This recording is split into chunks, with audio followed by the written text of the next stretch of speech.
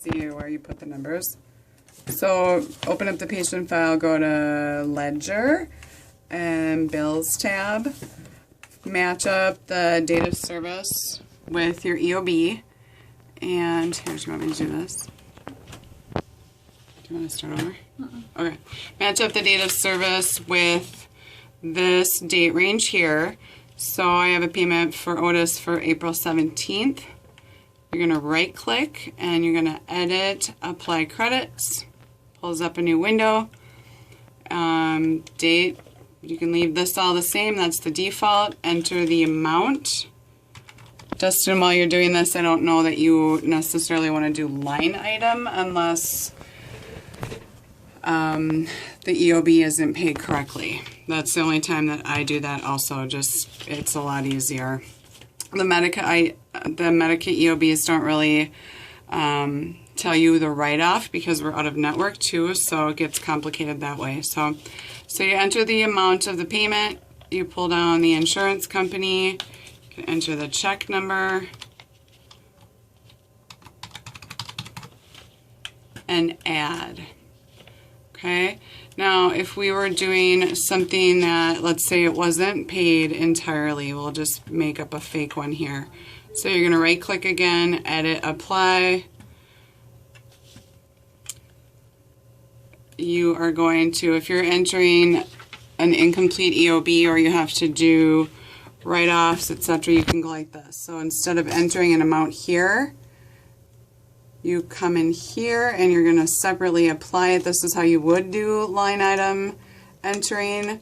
So let's say they paid this, they didn't pay the extremity. You got to double arrow down so it moves, which is one of the new updates. But so we're applying everything except for the extremity adjustment. So you don't start with an amount because it'll calculate exactly. You can see the total right there. And hit OK. It puts the amount in there. It was applied to line items. And you can add. So that leaves the $40 on the extremity adjustment still outstanding if you needed to rebill it. Let's say you're going to do a patient that they're not, the insurance company makes their payment, you're doing a write-off, and then the patient owes part of it too. Edit, apply. You can come in and enter your amount. Let's see, we'll just make up stuff. You can add it, so that's still leaving $23.25. So let's say the patient owed 13 of that. So what you do to move money from here to here is you come over to this little calculator. You're subtracting what the patient owes from this amount. So you do, let's say she owes $13.20 according to the EOB. Then you hit equal and you're going to adjust the total. So it moved the patient responsibility into the patient owes. The rest would be your write-off. So for any write-offs that you're doing, you're coming in here and doing adjustment, insurance write-off or provider discount, whatever it is, and you're doing this amount here, pay your owes, and adding it